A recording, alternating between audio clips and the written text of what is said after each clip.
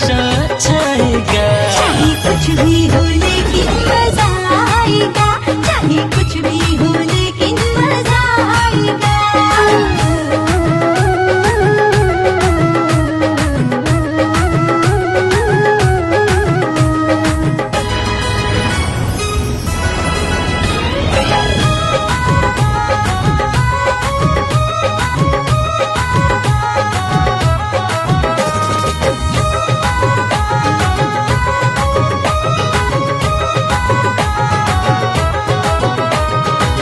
छल छल छल के रुत से पानी, उफ ये जलाए रे मेरी जवानी।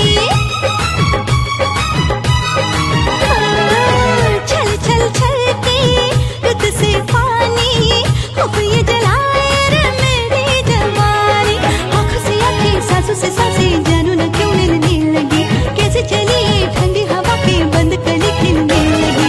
यूं लगे कि जिस्म पिघल जाएगा। चाहे कुछ भी हो लेकिन मजा आएगा, चाहे कुछ भी हो लेकिन मजा आएगा।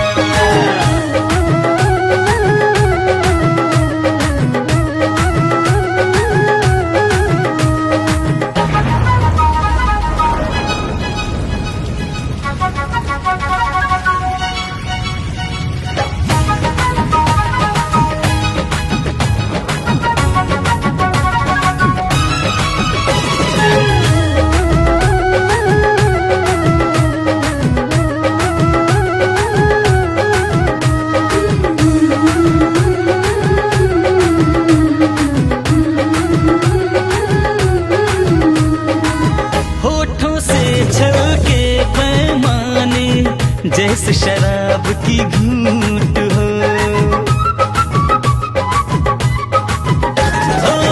होठों से छलके पैमाने, जैसे शराब की घूंट हो।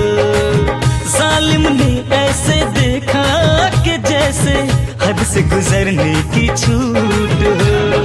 जरा जरा सी हवा चली तो सांस महकने लगी, जरा जरा सा पास आए हमको नीयत बहकने लगी। ये दीवाना हद से गुजर जाएगा। चाहे कुछ भी हो